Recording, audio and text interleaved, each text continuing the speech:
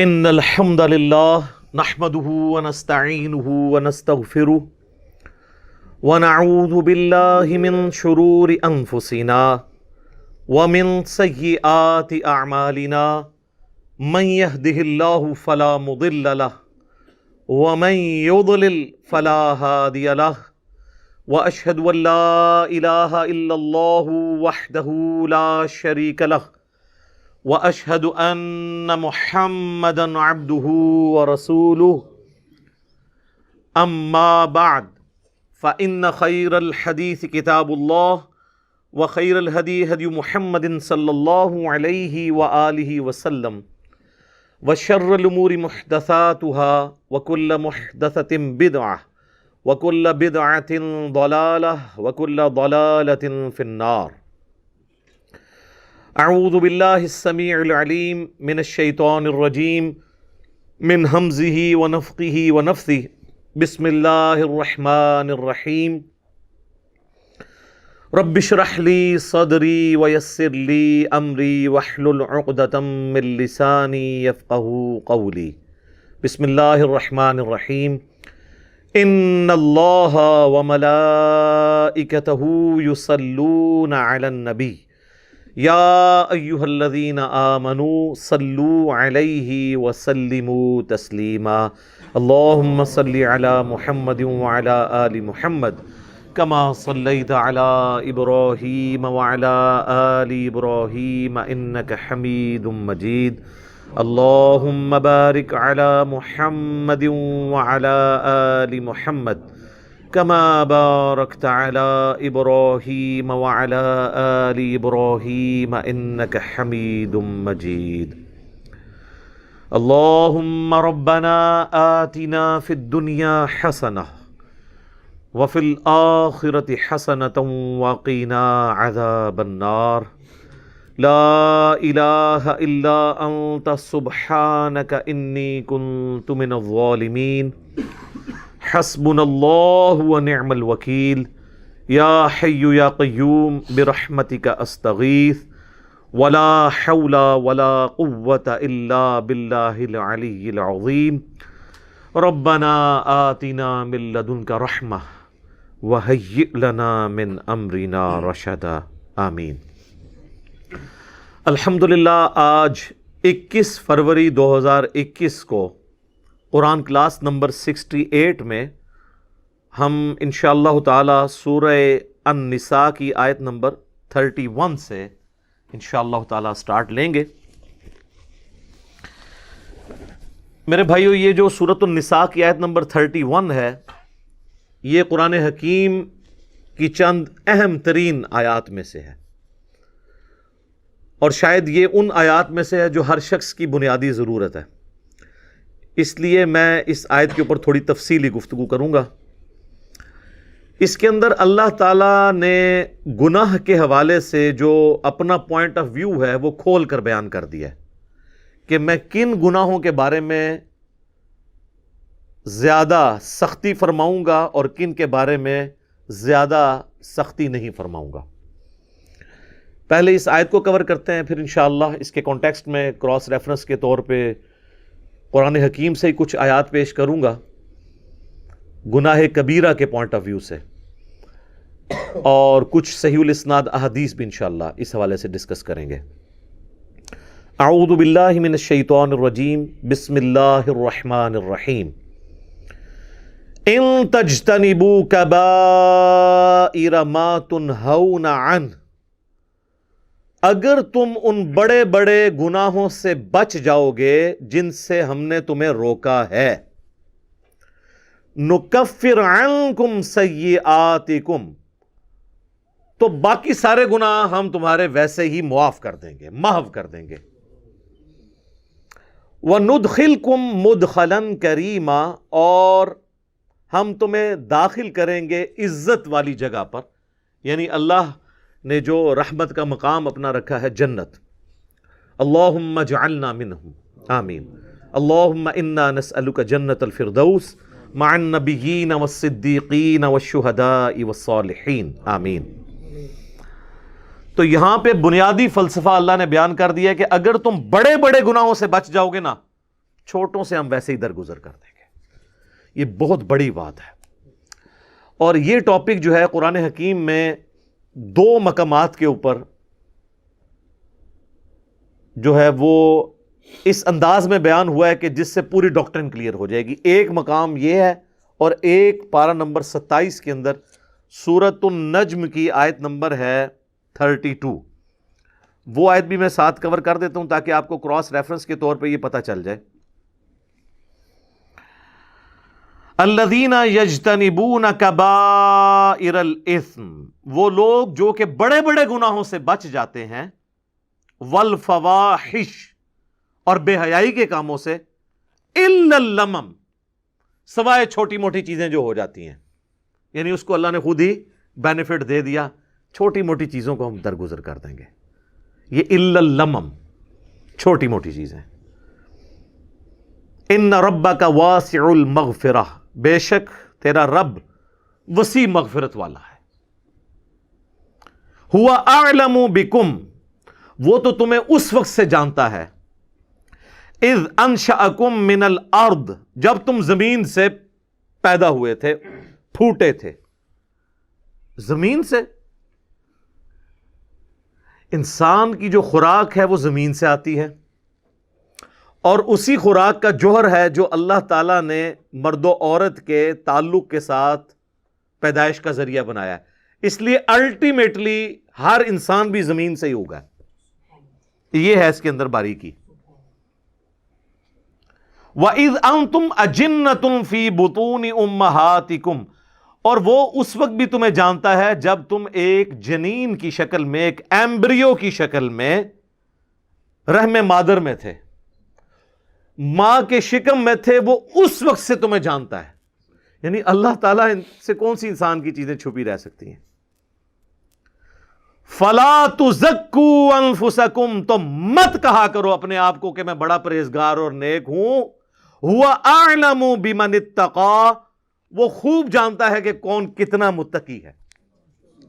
اللہ کہہ رہے زمین سے جب تم اگے تھے، سر یہ اللہ ہی ڈیٹا رکھ سکتا ہے کہ زمین سے جو گندم اگنی ہے، یہ گندم کس نے کھانی ہے، اور باقی چیزیں جو انسان استعمال کرتا ہے، اس سے پھر وہ جو قطرہ بننا ہے منی کا اور مرد و عورت کا جو ملاپ، پوری کی پوری چیزیں، یعنی بالکل جسے کہتے ہیں نا بنیاد تک اللہ تعالیٰ کے علم میں ہے. تو اللہ تعالیٰ کو کوئی اپنے نیکوکاری کا احسان نہیں جتا سکتا. اللہ کو پتہ ہے کون کتنا نیک ہے. تو اس میں بھی آیا الا اللمم، ہم جو باریک چیزیں ہیں نا اس میں نہیں پڑیں گے. اگر موٹی موٹی چیزوں سے بچ لیا، لیکن اب وہ موٹی چیز میں ساتھ بے حیائی کو بھی ذکر کر دیا. یعنی بے حیائی اتنی موٹی تھی کہ اسے موٹی چیز میں سے بھی نکال کے الگ سے بیان کیا. ان تجتنبوا کبائر ما تنہون عنہ نکفر عنکم سیئاتکم وندخلکم مدخلا کریما، بڑے بڑے گناہوں سے بچو گے تو چھوٹے گناہوں سے ہم درگزر کر دیں گے اور تمہیں عزت کے مقام میں داخل کریں گے. یہاں پہ یہ فلسفہ بیان ہوا ہے کہ اللہ تعالیٰ کے لیے جو سینسٹیو ایریا ہے نا وہ بڑے بڑے گناہ ہیں، چھوٹے گناہوں سے وہ درگزر فرما دے گا. یعنی چھوٹے گناہ کی معافی مانگنے کی بھی ضرورت نہیں پڑے گی، وہ خود بخود آٹومیٹکلی نیک اعمال سے معاف ہوتے جائیں گے. یہ مطلب ہے اس کا. بڑے گناہ تو معافی مانگنے سے اور آئندہ اس گناہ کو نہ کرنے کا پکا عہد کرنے سے معاف ہوں گے، لیکن چھوٹے گناہ نیکیوں سے آٹومیٹکلی دھل جائیں گے. اس کانٹیکسٹ میں ایک آیت ہے جو اس فلسفے کو سپورٹ کرتی ہے، وہ ہے سورہ ہود کی آیت نمبر 114. وَأَقِمِ الصَّلَاةَ طَرَفَيِ النَّهَارِ وَزُلَفًا مِّنَ اللَّيْلِ، اور نماز کو قائم رکھو دن کے دونوں کناروں پر اور رات کے حصوں میں بھی. دن کے دونوں کناروں کے اوپر جو نماز ہے وہ اس کنارے پہ فجر ہے اور دوسرے کنارے پر ظہر اور عصر ہے، اور مغرب اور عشاء چونکہ غروب آفتاب کے بعد ہوتی ہے وہ رات کی نماز ہے. ان نمازوں کو مضبوطی سے پکڑ لو. ان الحسنات یذہبن السیئات، بے شک نیکیاں برائیوں کو مٹا دیتی ہیں. یعنی یہ نماز پڑھنا آٹومیٹکلی گناہوں کو معاف کر دے گا. ذالک ذکریٰ للذاکرین، یہ تو ہے نصیحت ان لوگوں کے لیے جو نصیحت حاصل کرنا چاہیں، یہ ان کے لیے ہے۔ تو اس آیت کے تحت یہ پتہ چل گیا کہ جو نیک اعمال ہیں وہ گناہوں کو دھونے کا سبب بن جاتے ہیں۔ یہ جو سورہ ہود کی آیت میں نے پڑھی نا، آیت نمبر 114 114، اس کانٹیکسٹ میں ایک حدیث بھی ہے بخاری اور مسلم دونوں کے اندر، بڑی حیران کن حدیث ہے۔ مسلم شریف میں ذرا ڈیٹیل سے ہے، بخاری میں بھی موجود ہے،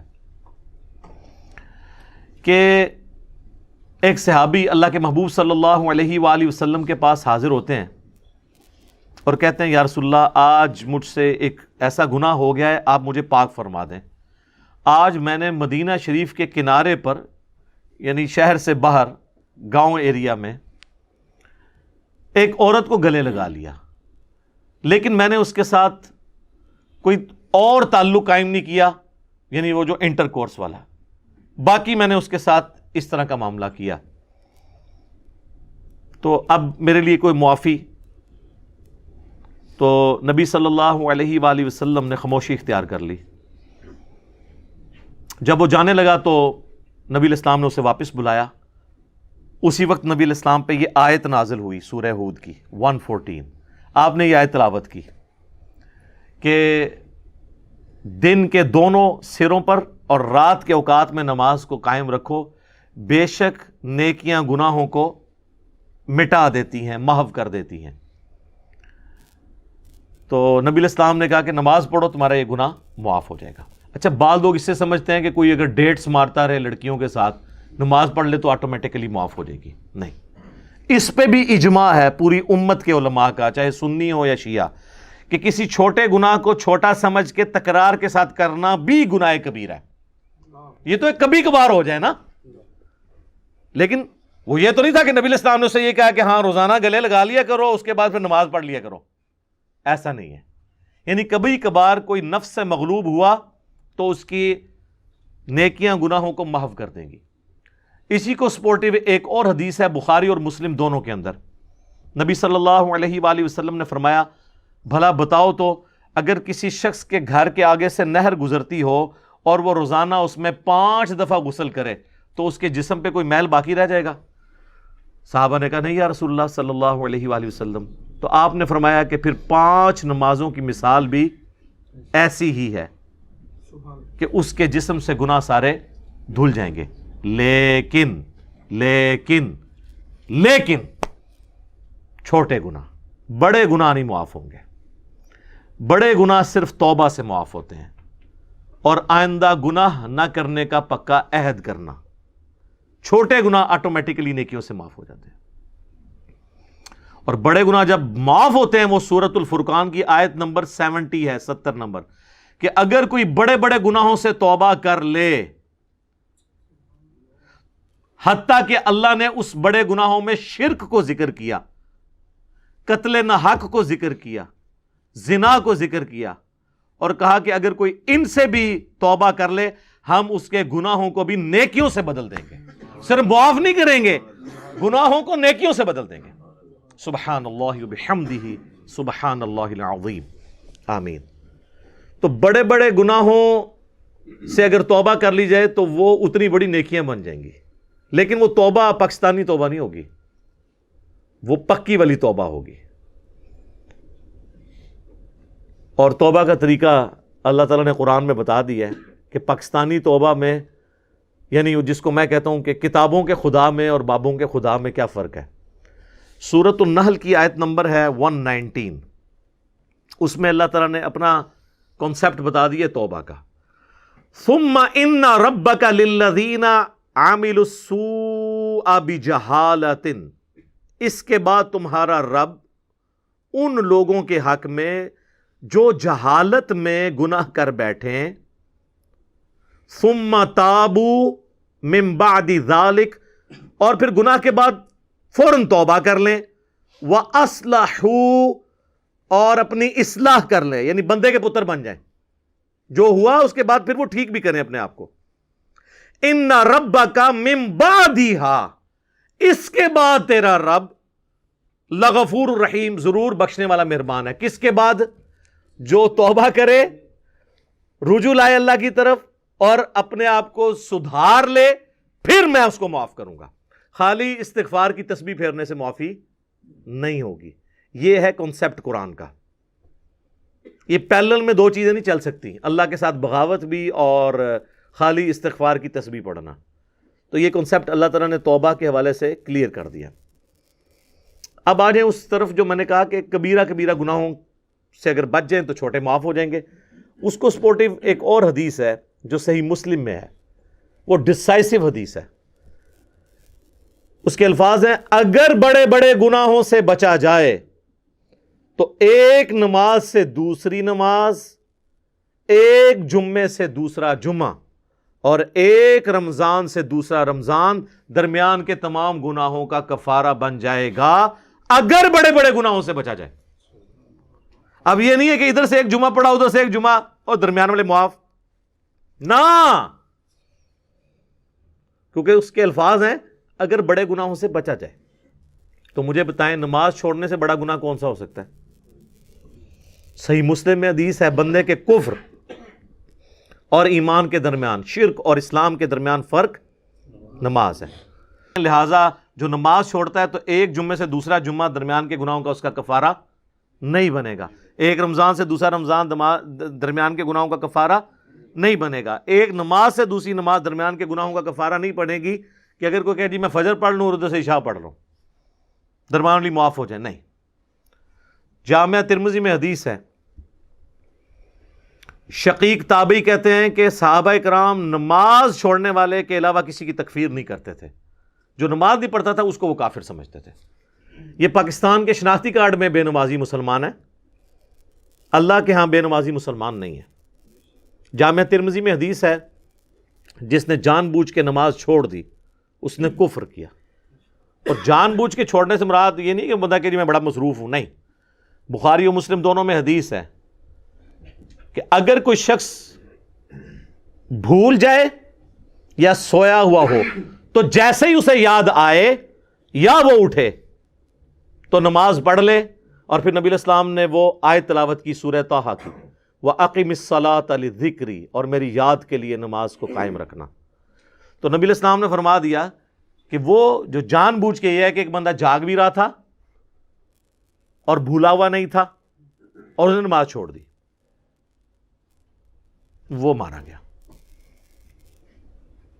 ایک اور چیز ہو سکتی ہے کہ کوئی مجنون ہو جائے، جو صحیح بخاری میں مولا علی کا قول ہے تعلیقاً کہ 3 لوگوں سے قلم اٹھا لیا گیا ہے، چھوٹے بچے سے، پاگل سے اور سوئے ہوئے شخص سے، یہاں تک کہ وہ جاگ جائے.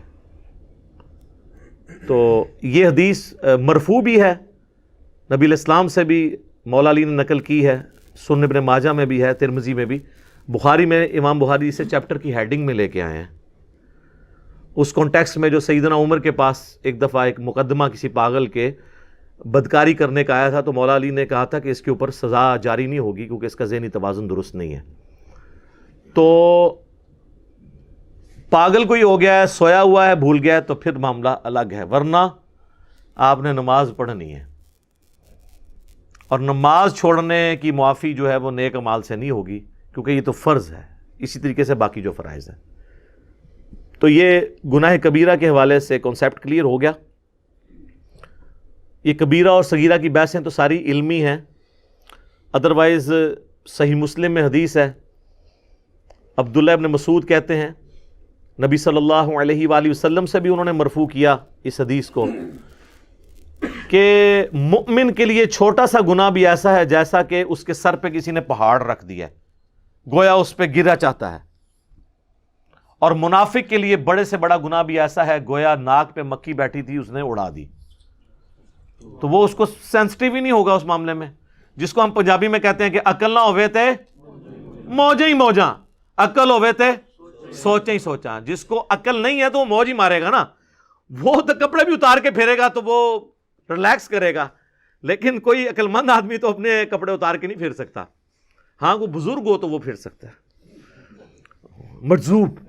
تو اس کا بھی وہ کہتے ہیں کہ جی انہیں تو قلم اٹھے ہے، تو سیدھی طرح کونا پاگل نے قلم اٹھیا ہے، مجنون، مجذوب، شطحیات، پنجابی بونگیاں. تو آپ دیکھ لیں کتنے ننگے پیر ہیں. ہمارے کتنے پرائم منسٹر ہیں جو وہ ان ننگے پیروں کے پاس جا کے بیٹھتے تھے اور جا کے ان سے تھاپڑے مرواتے تھے. ان سارے پیروں کو کہیں نا پاکستان کا قرضہ اتار دیں نا، بجلی پوری کر دیں. پرائم منسٹر تو ظاہر ہے جڑی جماعتاں انہوں نے بننا ہے نا کسی نے، ٹھیک ہے نا. تو یہ ساری کہانیاں ہیں اور یہ سارے ان کے پاس پہنچے ہوتے ہیں. یہ ہماری یعنی قوم کی ایز اے قوم جہالت ہے. تو اللہ تعالیٰ نے گناہ کبیرہ کے حوالے سے بتا دیا. اب آخر میں اگر میں لسٹ کا ذکر کروں، یہ ایک تلخ چیز تھی جو میں نے اس آیت کے کانٹیکسٹ میں آخر میں رکھی ہے کہ یہ ہماری بدقسمتی کہہ لیں کہ اکثر گناہ جو ہمیں معلوم ہیں وہ سب کے سب کبیرہ گناہ ہی ہیں. ان میں کوئی گناہ چھوٹا گناہ نہیں ہے. ہم ان کو چھوٹا سمجھ رہے ہوتے ہیں.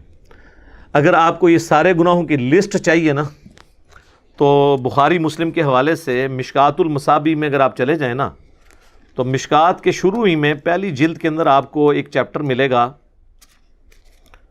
گناہ کبیرہ کا بیان. چونکہ یہ کمبائنڈ فارم میں نوٹس ہیں مشکات، میں اسی لیے بار بار ایمفسائز کرتا ہوں کہ مشکات ضرور لیں. مثلا پہلی حدیث اس چیپٹر میں وہ بخاری اور مسلم دونوں سے لے کے آئے ہیں کہ عبداللہ ابن مسعود رضی اللہ تعالیٰ عنہ کہتے ہیں کہ نبی علیہ السلام سے کسی نے عرض کیا کہ اللہ کے نزدیک سب سے بڑا گناہ کون سا ہے؟ تو آپ نے فرمایا کہ تم اللہ کا شریک بناؤ حالانکہ اس نے تمہیں پیدا کیا ہے. یعنی شرک سب سے بڑا گناہ. اس نے پوچھا اس کے بعد، فرمایا اس اندیشے سے بچے کو قتل کر دو کہ وہ تمہارے ساتھ کھائے گا. اولاد کو اس لیے سے ایک فیملی پلاننگ ہے، وہ الگ چیز ہے، اس کا جواز موجود ہے، اس پہ میری ویڈیوز ریکارڈ ہے. ایک یہ کہ پریگنینسی آئیڈینٹیفائی ہو گئی ہے اور آپ بچے کو قتل کر دیتے ہیں یا بچوں سمیت خودکشی کر لیتے ہیں، جو پاکستان میں خبریں اکثر آتی رہتی میڈیا میں. اس نے عرض کیا اس کے بعد، تو فرمایا اپنی پڑوسی کی بیوی کے ساتھ بدکاری کرنا. بدکاری تو کسی کے ساتھ بھی کرنا برا ہے، لیکن پڑوسی کا چونکہ حق ہے اس لیے اس کو ذکر کیا. پھر نبی صلی اللہ علیہ وآلہ وسلم نے سورۃ الفرقان کی آیت تلاوت کی، والذین لا يدعون مع اللہ الہا آخر ولا يقتلون النفس التي حرم اللہ الا بالحق ولا يزنون. جو میں نے شروع میں بھی حدیث کا ذکر کیا تھا کہ حدیث میں 3 بڑے گناہ بیان ہوئے. اگلی حدیث امام بخاری لے کے آئے ہیں جو مشکات والے امام نے نقل کی ہے کہ نبی علیہ السلام نے فرمایا اللہ کے ساتھ شریک بنانا، والدین کی نافرمانی کرنا، کسی کو ناحق قتل کرنا اور جھوٹی قسم اٹھانا کبیرہ گناہ ہے. دیکھ لیں یہ بھی کبیرہ ہے. اس سے اگلی حدیث بخاری اور مسلم دونوں میں ہے کہ جھوٹی قسم کی بجائے جھوٹی گواہی کا ذکر ہے اس حدیث کے اندر کہ جھوٹی گواہی دینا بھی گناہ کبیرہ ہے. اس سے اگلی حدیث بھی بخاری اور مسلم دونوں میں ہے. نبی علیہ السلام نے فرمایا 7 چیزوں سے بچو. پوچھا کہ کون سی؟ فرمایا اللہ کے ساتھ شرک کرنا، جادو کرنا، قتل کرنا، سود کھانا، یتیم کا مال کھانا، میدان جنگ سے پیٹ پھیر کر فرار ہونا اور پاک دامن عورتوں پر تہمت لگانا. یہ 7 بھی جناب کبیرہ گناہ ہے. میں نے کہا تھا یہ بدقسمتی ہے کہ جتنے گناہ ہمیں نون ہے نا وہ سارے کبیر ہیں. اس سے اگلی حدیث بھی بخاری اور مسلم دونوں میں ہے.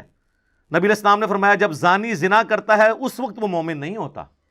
جب چور چوری کر رہا ہوتا ہے وہ اس وقت مومن نہیں ہوتا. جب شرابی شراب پی رہا ہوتا ہے وہ اس وقت مومن نہیں ہوتا.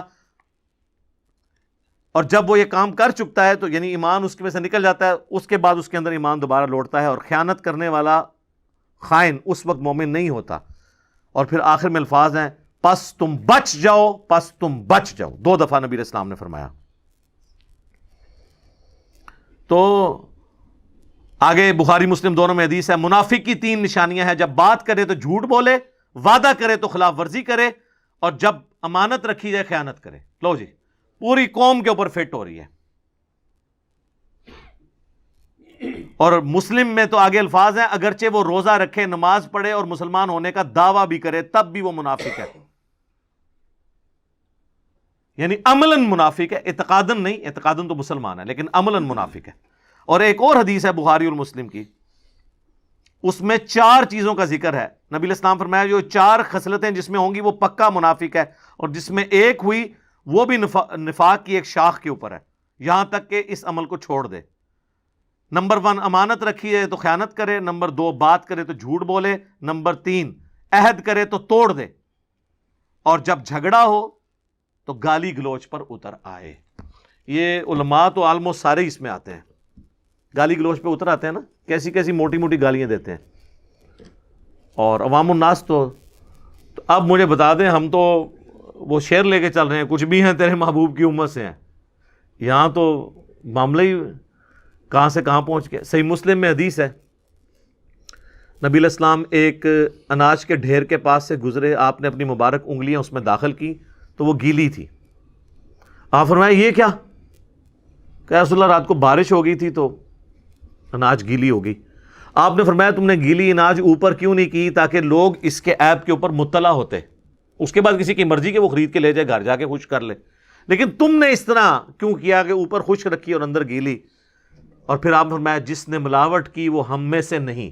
یہ وہاں پہ آپ نے فرمایا تھا، یہ پوری حدیث مسلم شریف میں یوں ہے، جو آخری حصہ پکڑا ہوا ہے، جس نے ملاوٹ کی وہ ہم میں سے نہیں۔ اور وہ ملاوٹ سے سمجھ رہے ہوتے ہیں صرف دودھ میں ملاوٹ کرنا ملاوٹ ہے۔ ملاوٹ یہ ہے کہ آپ غرر کریں، عربی میں غرر کہتے ہیں دھوکے کو، کوئی بھی دھوکہ کسی فارم کے اندر، کسی کاروبار کے اندر، وہ اس کو حرام کر دے گا۔ جیسے ہی دھوکہ آئے گا، چاہے وہ پلاٹس کی فائل کی شکل میں آئے، اس کو حرام کر دے گا، چاہے بیچنے والی چیز کی شکل میں آئے، اس کو حرام کر دے گا۔ یعنی آپ مال دکھائیں کچھ اور جب ڈال کے دینے لگیں کچھ اور ڈال دیں، تو آپ نے دھوکہ کر دیا، غرر کر دیا۔ تو غرر جب بھی آئے گا تو وہ پورے کے پورے مال کو، آپ کے کمائی کو حرام کر دے گا۔ بولے اعوذ باللہ تعالی۔ اللہ تعالی ہمیں اس فتنے سے بچا کے رکھے، اپنے ایمان کے اندر رکھے، گناہ کبیرہ سے بچنے کی توفیق عطا فرمائے، اور کمٹمنٹ کے ساتھ اپنے محبوب صلی اللہ علیہ وآلہ وسلم کی سچی اتباع کرنے کی توفیق عطا فرمائے، آمین۔ تو یہ میں نے اس لیے گناہ کبیرہ کے حوالے سے تفصیلی گفتگو کی۔ اکثر لوگ پوچھتے ہیں توبہ کا طریقہ کیا ہے، کون کون سے بڑے بڑے گناہ ہیں، اور چھوٹے گناہوں کے بارے میں کیا ہے۔ تو توبہ تو میں نے آپ کو بتا دیا کہ توبہ یہ ہے کہ اپنی اصلاح کرنی ہے۔ اس کو میں دنیاوی مثال سے آخر میں سمجھا دیتا ہوں، پھر آگے چلتے ہیں۔ مجھے بتائیں، جس شخص کی زندگی میں ایک دفعہ، بالکل پہلی دفعہ، کسی گرم استری سے ہاتھ جل جائے، دوسری دفعہ وہ ٹھنڈی کو بھی لگاتے ہوئے ڈرے گا نا، کہ ہو سکتا ہے تھوڑی دیر پہلے کوئی استری نہ کر گیا ہوئے۔ اس لیول کا ڈر جب آپ کا کسی گناہ کے بارے میں آئے گا نا دوبارہ کرتے ہوئے، تو آپ سمجھ لیں آپ نے توبۃ نصوحا کر لی ہے۔ یا ایھا الذین آمنوا توبوا الی اللہ توبۃ نصوحا، ایسی توبہ کرو جو آگے کو نصیحت ہو جائے۔ اور اگر ایسا نہیں ہے تو بس پھر ٹھیک ہے، ایک خیال ہے، اس کو آپ کے ویژول تھنکنگز کو لے کے آپ چلیں، اور کبھی آپ شیطان کے اوپر ڈال دیں۔ میں تو یہ چیلنج کرتا ہوں بار بار کہ اگر گورنمنٹ آف پاکستان یہ اناؤنسمنٹ کرے کہ جو شخص فجر کی نماز اپنے محلے کی مسجد کی پہلی صف میں ادا کرے تو فی فجر 1,00,000 روپیہ، دوسری صف والے کو 50,000، تیسری والے کو 25,000۔ تو دنیا کے سارے شیاطین مل کے دنیا کے سب سے بڑے بے نمازی کی بھی فجر نہیں چھڑوا سکتے۔ ہاں کر کے دیکھ لیں، اگر آپ کو ہے نا ایسی آنکھی نہیں کھلتی، وہ جی انہوں ہوش ہی نہیں ہوندی۔ ہم نے ان لوگوں کو بھی اپنے آفس میں دیکھا ہے کہ جن کو ہوش ہی نہیں ہوتی تھی، لیکن جب انہوں نے کبھی کسی آفیشل ٹور پہ دوسرے ملک جانا ہوتا تھا تو اللہ کے فضل سے وہ تہجد کے وقت اٹھے ہوتے تھے۔ ٹھیک ہے، تو یہ سب کے سب بہانے ہیں۔ پھر کہتے ہیں دعا کریں توفیق مل جائے۔ آج تک ہمیں کسی نے نہیں کہا کہ جی دعا کریں، ارادہ ہے گھر جا کے رات کا کھانا کھانا ہے، توفیق مل جائے۔ نہیں، وہ کھانا ہوتا ہے۔ آج تک کسی نے ٹوائلٹ جانے سے پہلے کہا جی دعا کریں، مطلب ایک بڑا مشکل کام میں کرنے جا رہا ہوں، ہے تو مشکل کام ہے سر، پیشاب بند ہو جائے تو نہیں کھلتا، آپریشن ہوتا ہے، تو مہربانی کریں ذرا دعا کریں کہ اللہ تعالیٰ عزت سے یہ پیشاب میرا نکلوا دے۔ نہیں، وہ ارادہ ہوتا ہے۔ سارے کی ساری یہ دعائیں توفیقیں نیک اعمال کے بارے میں، کیونکہ وہ کرنے نہیں ہوتے۔ یہ بات ہے اصل میں، جو ہم نے سر کام کرنا ہوتا ہے نا۔ آج تک کبھی ہوا ہے کہ کوئی شخص، ہمارے باوجداد میں بھی رپورٹ ہوا ہو، کوئی شخص مسجد میں نماز کے لیے گیا ہو تو شیطان دروازے پہ آ کے فزیکلی کھڑا ہو جائے، آج تنوں میں مسجد ہی نہیں وڑن دینا، نہیں۔ اور یہ بھی نہیں ہوگا کہ اذان ہو اور آپ کے پاؤں آٹومیٹکلی مسجد کی طرف چل پڑیں، یہ بھی نہیں ہوگا، ورنہ تو جنت اور جہنم کا کنسیپٹ ختم ہو جائے گا۔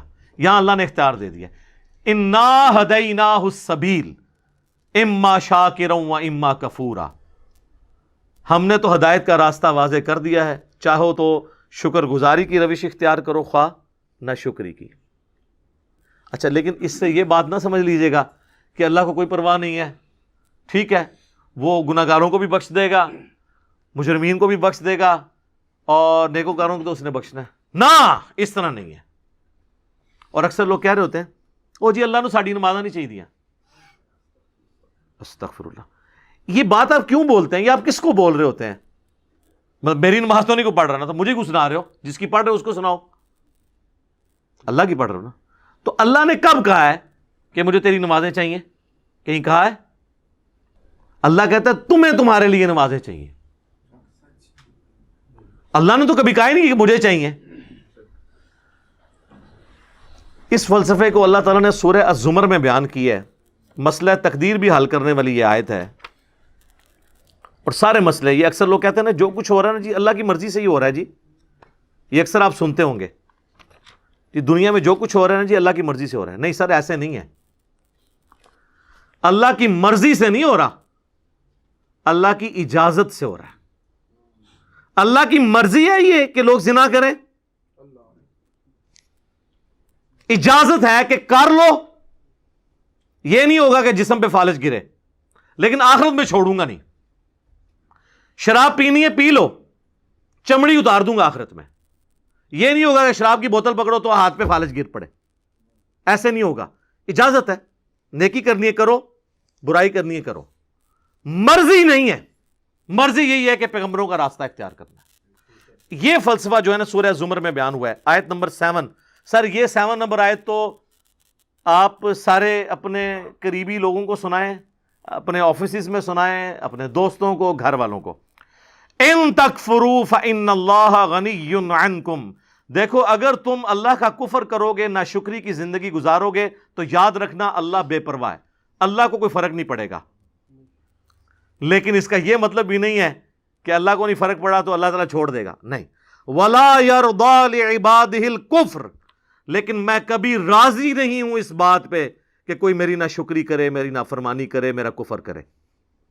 وَإِن تَشْكُرُوا يَرْضَهُ لَكُمْ، اور اگر تم شکر گزاری کی روش اختیار کرو گے، یعنی اللہ کے تابع فرمان رہو گے، تو یہ اللہ تعالیٰ تم سے پسند کرتا ہے۔ وَلَا تَزِرُ وَازِرَةٌ وِزْرَ أُخْرَى، کوئی جان دوسری جان کا بوجھ نہیں اٹھائے گی، ہر شخص نے اپنے اعمال کا جواب دہ خود ہونا ہے۔ ثُمَّ إِلَىٰ رَبِّكُمْ مَرْجِعُكُمْ، اس کے بعد تمہیں لوٹ کر تمہارے رب کی طرف جانا ہے۔ فَيُنَبِّئُكُمْ بِمَا كُنتُمْ تَعْمَلُونَ، پھر وہ تمہیں خبر دے دے گا جو کچھ تم دنیا میں اعمال کیا کرتے تھے۔ إِنَّهُ عَلِيمٌ بِذَاتِ الصُّدُورِ، بے شک وہ تو سینوں کے چھپے ہوئے رازوں کو بھی جاننے والا ہے۔ اللہ اکبر، یار اللہ سے کون بھاگ سکتا ہے؟ میرے بھائی، آپ اپنی داڑھیوں سے، پگڑیوں سے، نمازوں سے، تسبیحوں سے دنیا کو دھوکہ دے سکتے ہیں، قانون کو چکمہ دے سکتے ہیں، اللہ سے بھاگ کے کہاں جائیں گے؟ اللہ تو اتنا باریک بین ہے کہ جن لوگوں کی نماز، حج، زکوٰۃ بھی لکھے ہوں گے نا قیامت والے دن، فرشتوں نے نیکیوں کے ڈھیر لگائے ہوں گے، اللہ 0 سے ملٹیپلائی کر دے گا۔ اللہ سے بڑا ڈر لگتا ہے سر، اللہ بڑا ڈاٹا جائے۔ ہاں اللہ والے بن جاؤ تو اللہ سے زیادہ کوئی شفیق نہیں ہے، لیکن اللہ کے نافرمان ہیں تو سر اللہ بڑا ڈاٹا جائے۔ مسلم شریف میں حدیث ہے، سب سے بڑی 3 نیکیاں کون سی ہو سکتی ہیں؟ تینوں نیکیوں کے بارے میں نبی علیہ السلام نے کہا کہ یہ کرنے والا بھی جہنم میں چلا جائے گا۔ نمبر 1 آپ نے فرمایا قیامت والے دن اللہ تعالیٰ ایک شہید کو اٹھائے گا اور پوچھے گا میں نے تجھے اتنا کچھ دیا، اچھی صحت دی، تو نے میرے لیے کیا کیا؟ وہ کہے گا یا اللہ جان سے قیمتی کون سی چیز تھی تیرے لیے دے دی۔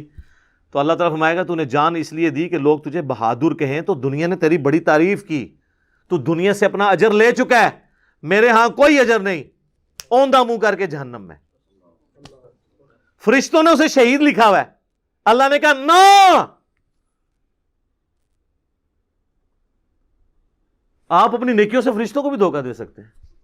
فرشتے تو ظاہری مال کو لکھیں گے، ہاں جی یہ ہے، تو یہ حساب کتاب تو بس اس خانہ پوری ہے، اصل میں تو اللہ تعالیٰ خود حساب کرنے والا ہے۔ اللہم حاسبنی حسابا یسیرا، آمین۔ پھر اللہ تعالیٰ ایک سخی کو بلائے گا کہ اتنا مال دیا تھا تو نے کیا کیا؟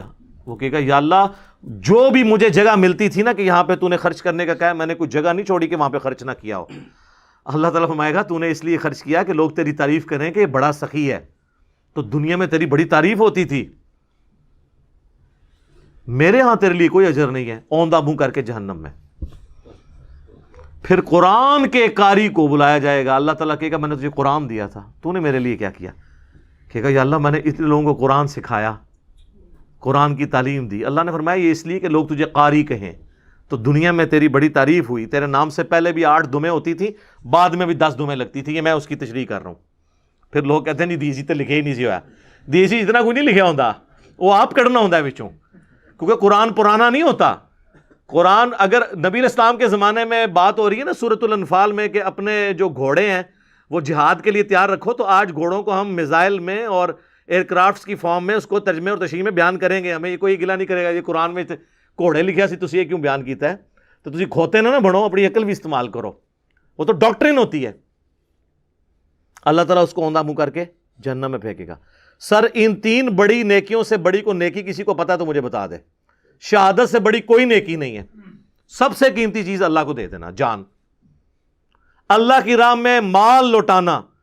قرآن میں نماز کے ساتھ آلموسٹ ہر جگہ انفاق فی سبیل اللہ کا حکم آیا.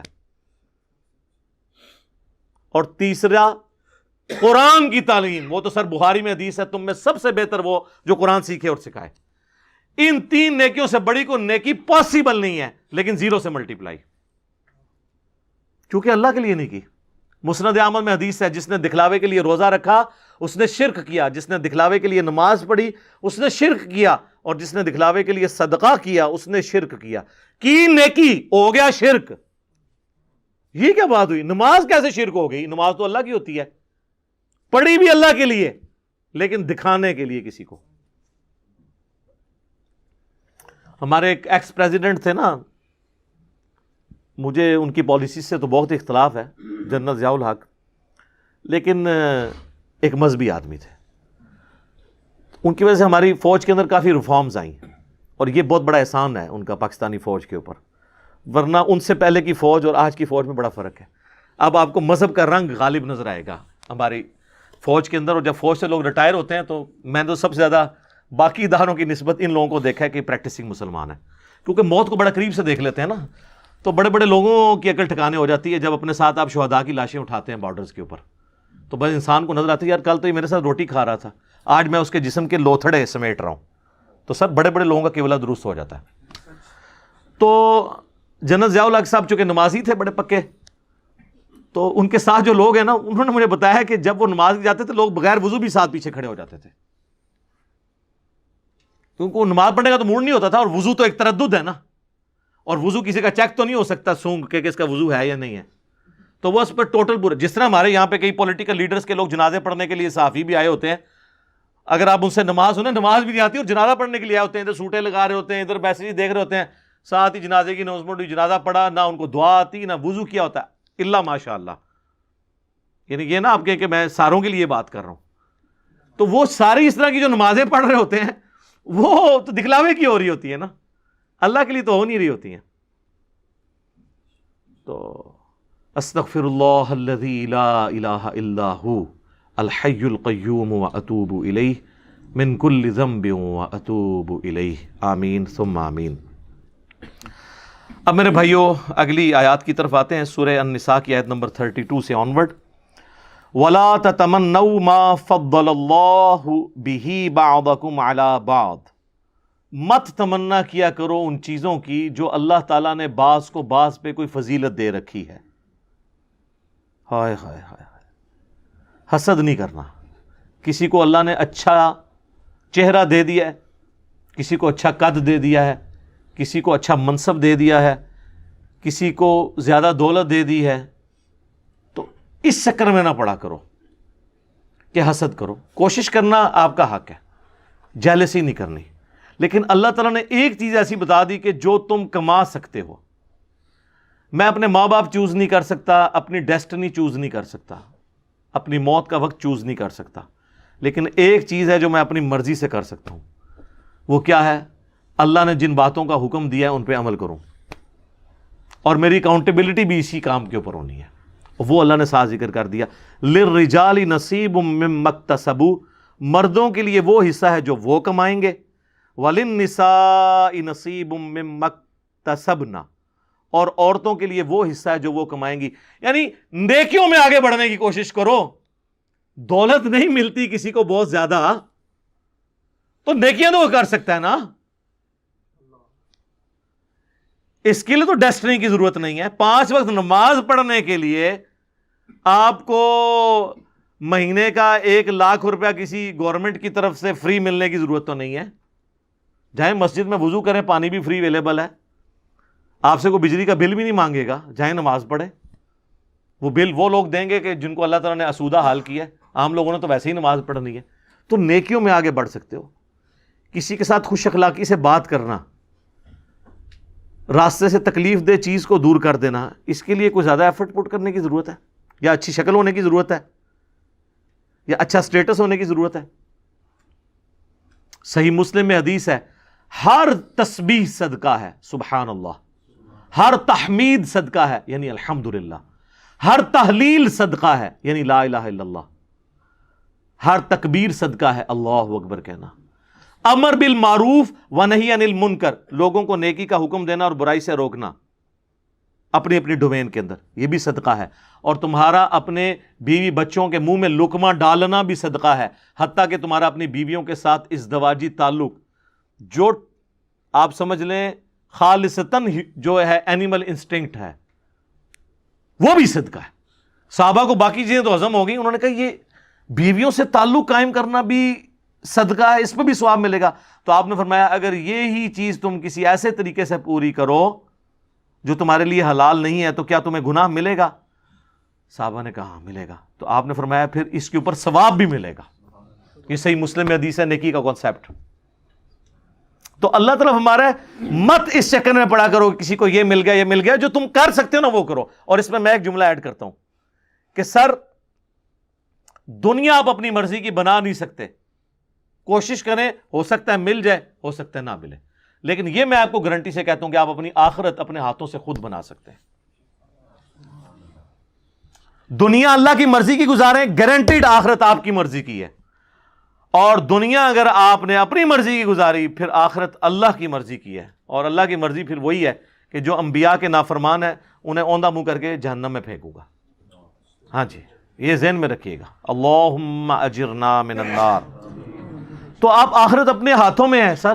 تو اللہ تعالیٰ بھی یہ کہہ رہا ہے کہ مرد جو کمائیں گے ان کے لیے ہے، عورتیں جو کمائیں گی ان کے لیے. اچھا، اس آیت کو بعض لوگوں نے اس چکر میں ڈال دیا کہ مرد و عورت دونوں کمائی کے لیے باہر نکلیں. ہاں، یہ جو لوگ تھوڑے لبرل قسم کے ہیں نا، عورتوں کی وہ جابز کی میں وہ مردوں کے شانہ بشانہ چلانے کی کوشش کرتے ہیں.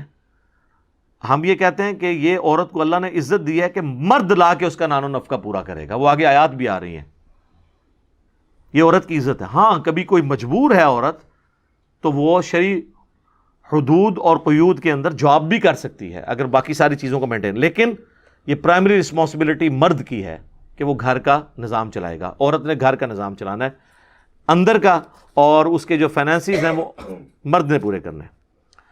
وَاسْأَلُوا اللَّهَ مِن فَضْلِهِ، اللہ سے سوال کرتے رہو اس کے فضل کا. اللہم انی اسألک من فضلک ورحمتک، آمین. ان اللہ کان بکل شیء علیما، بے شک اللہ تعالی ہر چیز کا علم رکھنے والا ہے. اچھا، یہ میں جو جگہ جگہ دعائیں پڑھتا ہوں نا، یہ صحیح مسلم میں حدیث ہے کہ نبی علیہ السلام نماز میں بھی جب قرآن پڑھتے تھے نا تو جہاں جہاں جہنم کی آیات آتی تھیں اللہ سے جہنم کی پناہ مانگتے تھے، اور جہاں جنت کی آیات آتی تھی اللہ سے جنت کا سوال کرتے تھے.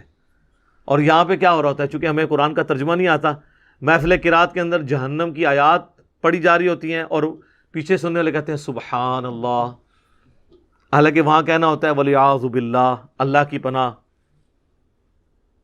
یا اللہم اجرنا من النار. جو ترجمہ تو آتا ہی نہیں ہے. بلکہ وہ اگلے دن مجھے آپ نہیں بلکہ ویڈیو دکھائی تھی، وہ بنگلہ دیش کی تھی. وہاں کی گورنمنٹ نے دیکھیں کیا عقل مندی کی ہے. یہ جو لوگ، آپ کو پتہ نا مردوں کو عادت ہوتی ہے کہ وہ مختلف بلڈنگز کے باہر جو ہے نا وہ پیشاب کرنا شروع کر دیتے ہیں. مرد کے لیے تو کوئی اس طرح کا ایشو نہیں ہوتا. تو آپ بھی یہاں دیکھتے ہیں جگہ جگہ لکھا ہوتا ہے دیکھو گدھا پیشاب کر رہا ہے. تو تاکہ لوگ پیشاب نہ کریں، لوگ پھر بھی کرتے ہیں. تو انہوں نے ایسی زبردست اس کی ٹیکنیک جو ہے نا وہ دریافت کر لی کہ انہوں نے وہی عبارت عربی میں لکھ کے لگا دی، قرآن کے سٹائل میں عربی جو ہوتی ہے نا. تو وہ جو لوگ ایسے وہ عربی دیکھتے تھے وہ سمجھتے تھے آیت ہی لکھی ہے تو وہاں پیشاب نہیں کرتے تھے. اور یہ انہوں نے ایک سوشل ایکسپیریمنٹ کے تحت کیا ہے، سوشل ایکسپیریمنٹ. تو اور بلکہ کچھ لوگ تو وہاں سے گزرتے ہوئے اس کو یوں ہاتھ لگا کے چوم کے بھی جا رہے ہیں. ہاں جی، اور لکھا یہ ہوا ہے یہاں پہ پیشاب کرنا منع ہے عربی میں. ہاں جی، وہی بات ہے، کہتے ہیں جی عربی نو گالاں کٹدے رہے اگوں قرآن ہی سناندا سی. او عربی بھی عربی گالاں پہ کٹدا سی تو کہتے ہیں اگوں قرآن ہی پڑھدا سی. تو یہ حالت ہے. وَلِكُلٍّ جَعَلْنَا مَوَالِيَ مِمَّا تَرَكَ الْوَالِدَانِ وَالْأَقْرَبُونَ، اور ہر ایک کے لیے بنا دیے ہیں ہم نے وارث اس کے مال میں سے وہ جو چھوڑ جائیں اس کے ماں باپ اور قریبی رشتہ دار، جو ہم شروع میں ڈسکس کر چکے ہیں قانون وراثت اسلام کا، کہ جب کوئی مر جائے تو اس کی پیچھے دولت کیسے تقسیم ہوگی. وَالَّذِينَ عَقَدَتْ أَيْمَانُكُمْ فَآتُوهُمْ نَصِيبَهُمْ، اور جو لوگ جن سے تم عہد کر چکے ہو کہ تم ان کو کچھ مال دو گے تو ان کا حصہ ان کو دے دو.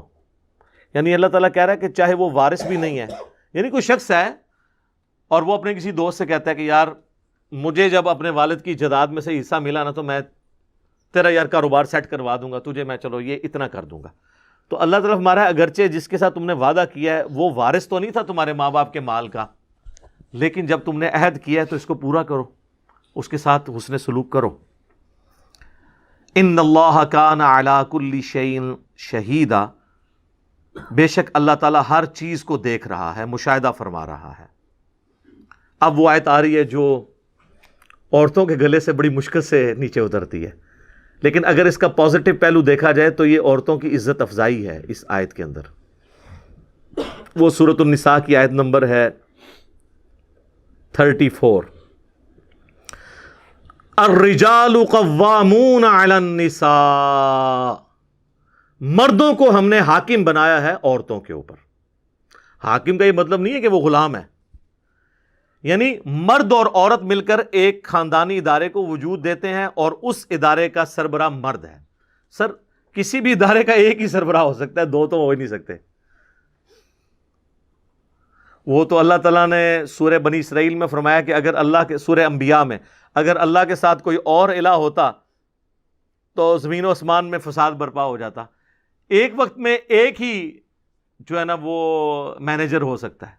ہاں ڈپٹی مینیجر آپ جتنے مرضی رکھ لیں، جو جی ایم ہے یا مینیجر ہے وہ ایک ہی ہوگا جو پورا اس کو دیکھ کے چل رہا ہوگا. اس اعتبار سے مرد عورتوں پر حاکم ہے.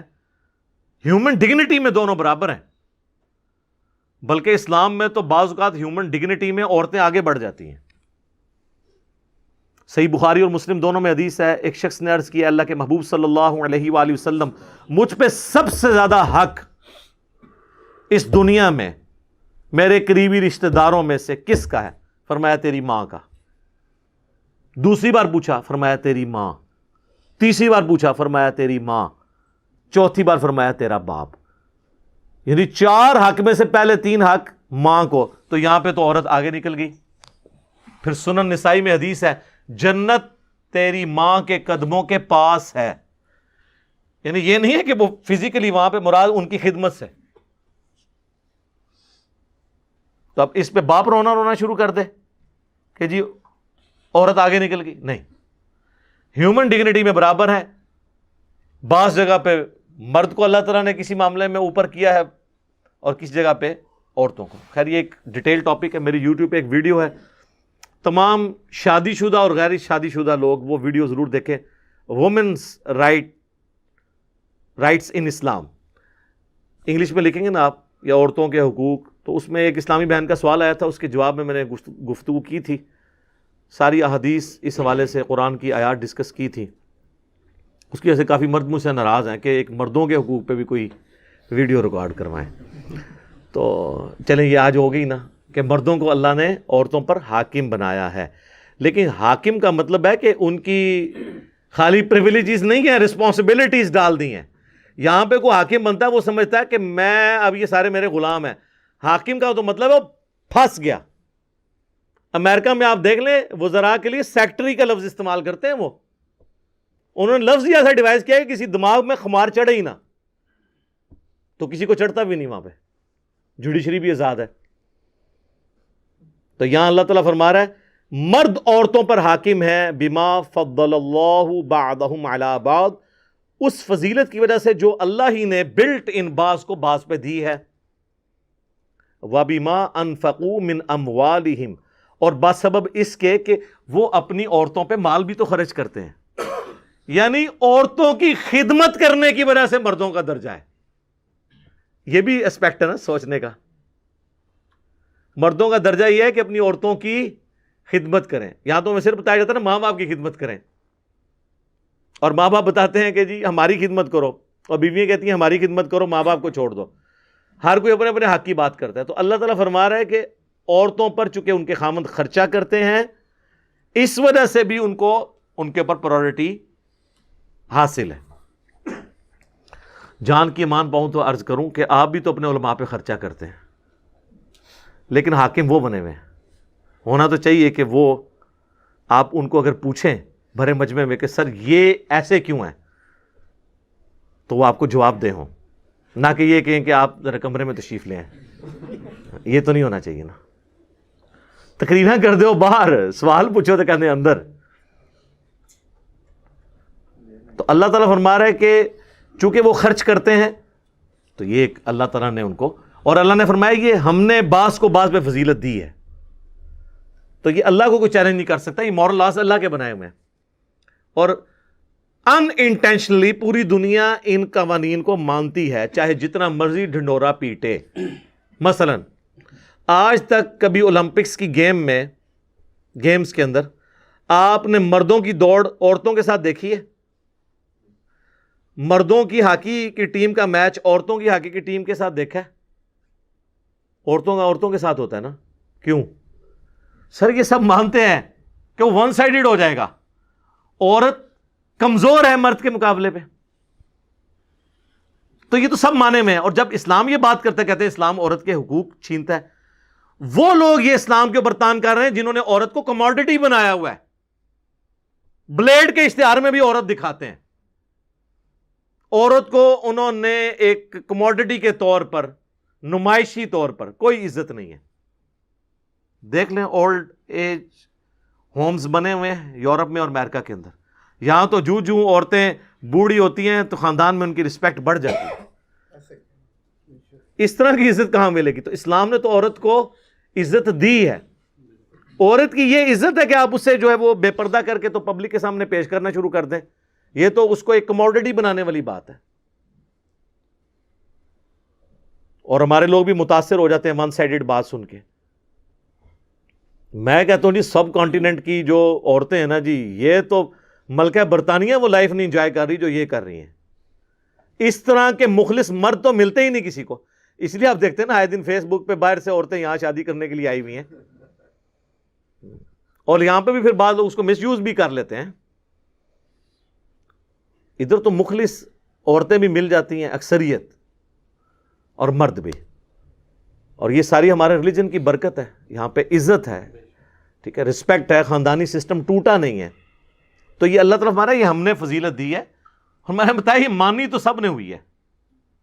ٹھیک ہے، وہ کہتے ہیں جی فلاں عورت آپ دیکھیں وہ اتنے مردوں کو پیچھے چھوڑ گئی، سر ایک آدھ سے نہیں ہوتا یہ طریقہ، گورے پھر اپنے آپ سے خود سیکھیں۔ جب انالیسس کیا جاتا ہے نا تو پھر آپ نے ڈیٹا اکٹھا کرنا ہوتا ہے، اور ڈیٹا اکٹھا کرنے کے بعد آپ نے ایک رزلٹ پہ پہنچنا ہوتا ہے کہ میجورٹی کیس میں کیا ہوتا ہے۔ وہ کہتے ہیں جی وہ ہمارے محلے میں ایک بابا ہے جو جوانی سے سگریٹ پی رہے تھے، وہ 80 دا ہویا ہے جی، انہوں کوئی بیماری نہیں۔ انج نہیں، 100 بابے 80 سال کے نکالیں جو بچپن سے سگریٹ پی رہے ہوں، تو آپ کو پتا چلے گا وہ ایک ہی 80 تک پہنچے، باقی سارے 60 سے پہلے ایکسپائر ہو گئے ہیں۔ ایک چیز کو دیکھ کے ڈیٹا نہیں بنتا کہ آپ ایک کو کنسیڈر کر کے تو اس طرح آپ اگر کوئی بے نظیر بھٹو کی مثال دے کے تو یہ کہ پاکستان کی ساری عورتیں اتنی انٹیلیجنٹ ہوتی ہیں، نہیں۔ اوورآل عورت جو ہے وہ اپنے، قرآن میں تو یہاں تک ہے، اس کے اوپر بھی لوگ اعتراض کرتے ہیں۔ سورہ زخرف میں اللہ تعالیٰ نے فرمایا کہ یہ اللہ کے لیے بیٹیاں تجویز کرتے ہیں، جبکہ عورت کو تو اللہ نے ایسا بنایا کہ وہ جھگڑے کے وقت اپنی گفتگو بھی صحیح طریقے سے کنوے نہیں اگلے کو کر سکتی، وہ کہتے ہیں نہیں قرآن میں اتنی عورت کی توہین آئی ہوئی ہے. سر بے نظیر سے زیادہ کانفیڈنٹ لیڈی میں نے نہیں دیکھی. مجھے کئی سینئر آرمی کے آفیسرز نے بتایا کہ باقی پرائم منسٹرز کا تو ہمیں نہیں پتا، لیکن جب بے نظیر پرائم منسٹر تھی نا تو ہم پوری اپنی وہ پریزنٹیشن تیار کر کے آتے تھے، اور اس کی اتنی یاداشت تھی کہ وہ جب پریزنٹیشن دیکھتی تھی نا تو کہتی تھی 3 سلائیڈ پیچھے جاؤ، فلاں جگہ یہ کامہ غلط ڈالا ہوا ہے، یہاں پہ اسپیلنگ غلط ہے، اس کا اس کے ساتھ ربط نہیں بن رہا. اور کہتے ہیں باقی وزیر اعظم کا یہ حال تھا کہ وہ شربت پی کے اور چائے پی کے اٹھ کے چلے جاتے تھے، ان کو پتہ بھی نہیں چلتا تھا. لیکن اسی بے نظیر کو میں نے جیو کے پروگرام جواب دے کے اندر دیکھا ہے کہ جب اس سے اس کے بھائی کے قتل کے بارے میں پوچھا گیا تو وہ اپنے جذبات پہ قابو نہیں رکھ سکی، وہ اپنا مائک اتار کے اٹھ کے چلی گئی. اسے بولا ہی نہیں جا رہا تھا کہ آپ پرائم منسٹر تھی اور آپ کے دور کے اندر آپ کے بھائی کا قتل ہو گیا، تو اسے اپنے جذبات پہ قابو نہیں رہا، حالانکہ اتنی کانفیڈنٹ لیڈی. تو اوورآل عورت کو اللہ نے کمزور بنایا ہے، رقیق القلب بنایا ہے. آپ دیکھیں عورتوں کو رونا جلدی آتا ہے بچوں کی طرح ایز کمپیئر ٹو مرد. کہتے ہیں مرد کو درد نہیں ہوتا، لیکن ہوتا ہے درد مرد کو بھی. ہاں لیکن اللہ نے اسے مضبوط اعصاب والا بنایا، اور یہی وجہ ہے کہ کبھی کوئی پیغمبر نہیں عورت بنائی اللہ نے، کیونکہ پبلکلی جا کے دعوت کا کام کرنا ہوتا ہے، دماغ پہ سٹرین لینا ہوتا ہے، تو عورتیں اس طرح کا سٹرین نہیں لے سکتی. مرد کو اللہ تعالیٰ نے اس حوالے سے مضبوط بنایا. باقی عورتوں کی جو ذمہ داری ہے وہ ساتھ اللہ نے فرما دی. فَالصَّالِحَاتُ قَانِتَاتٌ حَافِظَاتٌ لِلْغَيْبِ بِمَا حَفِظَ اللَّهُ. تو نیک عورتیں وہ ہوتی ہیں جو اطاعت گزار ہوں، حفاظت کرنے والیاں ہوں مردوں کی غیر حاضری میں، یعنی اپنی عزت کی حفاظت کرنے والی اللہ کی حفاظت کے ساتھ. وَاللَّاتِي تَخَافُونَ نُشُوزَهُنَّ. اور اگر تمہیں کسی عورت سے نافرمانی کا اندیشہ ہو، فَعِظُوهُنَّ وَاهْجُرُوهُنَّ. تو پہلے انہیں نرمی سے سمجھاؤ، پھر انہیں الگ کر دو، فِي الْمَضَاجِعِ اپنے بستروں سے. وَضْرِبُوهُنَّ. اور پھر بھی باز نہ آئے تو ان کو مار بھی سکتے ہو، لیکن مارنا یہ نہیں کہ وحشیوں کی طرح مارنا ہے، جس طرح ایک چھوٹے بچے کو تھوڑی تنبیہ کے لیے مارنا ہے، اس پہ چہرے پہ نہیں مارنا، جسم پہ نشان نہیں پڑنا چاہیے. فَإِنْ أَطَعْنَكُمْ. پھر اگر وہ اطاعت کر لیں، فَلَا تَبْغُوا عَلَيْهِنَّ سَبِيلًا. تو پھر کوئی بہانہ نہ تلاش کرو کہ تم ان کے ساتھ زیادتی کرو. ان اللہ کان علیٰ کبیرا. بے شک اللہ بھی تو بہت بلند ہے اور بہت بڑا ہے. یعنی اللہ کی اتنی بڑی کبریائی ہے، وہ بھی تو تمہاری نافرمانیوں سے درگزر کرتا ہے، تم بھی اپنی بیویوں کے معاملے میں درگزر کی روش اختیار کرو. اس کانٹیکسٹ میں بخاری و مسلم دونوں میں حدیث ہے، نبی علیہ السلام نے فرمایا کہ عورت کو اللہ تعالیٰ نے آدم کی ٹیڑھی پسلی سے پیدا کیا ہے، اسے سیدھا کرنے کی کوشش نہ کرو ورنہ توڑ بیٹھو گے، اور اسے توڑنا، اسے طلاق دینا ہے. تم اس سے نفع حاصل کرو، ٹالریٹ کرو. صحیح مسلم میں حدیث ہے کوئی بھی اپنی بیوی سے مومنہ سے بغض نہ رکھے. مسلم شریف میں ایک اور حدیث ہے کہ دنیا برتنے کی جگہ ہے اور سب سے بہترین دنیا کا سرمایہ نیک بیوی ہے. ٹھیک ہے، یہ تو کئی حدیثیں مجھے فی البدی یاد ہیں. اب ٹائم مکمل ہو چکا ہے. وہ جو وومنز رائٹس ان اسلام جو میری ویڈیو ہے وہ آپ ضرور دیکھیں. میں نے ان سارے ایشوز کو اس میں ڈسکس کیا ہے، اور کافی ساری باتیں کرنے والی ہیں، لیکن اب ٹائم مکمل ہو چکا ہے. پھر انشاءاللہ تعالی زندگی رہی تو اگلی کلاس کے اندر آگے سے سٹارٹ کریں گے. اللہ تعالیٰ سے دعا ہے جو حق بات میں نے کہی اللہ تعالیٰ ہمارے دلوں میں راسخ فرمائے. اگر جذبات میں میرے منہ سے کوئی غلط بات نکل گئی تو اللہ تعالیٰ ہمارے دلوں سے ہی اسے محو کر دے، دھو دے، ہمیں معاف بھی فرما دے. ہمیں کتاب و سنت کی تعلیمات پر عمل کر کے دوسرے بھائیوں تک پہنچانے کی توفیق عطا فرمائے. سبحانک اللہم وبحمدک اشہد ان لا الہ الا انت استغفرک واتوب الیک وما علینا الا البلاغ المبین. جزاکم اللہ خیرا.